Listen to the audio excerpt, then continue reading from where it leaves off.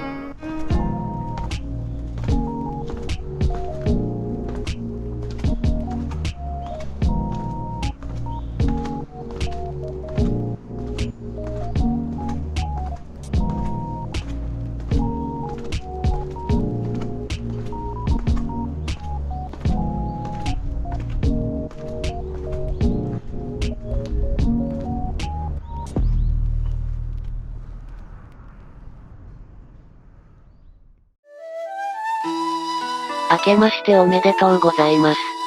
おめでたさと何の関係もない路地。いかがでしたか？ 2023 年もこんな感じの路地や微妙な風景を公開してまいりますので、よろしくお願いいたします。ご視聴ありがとうございました。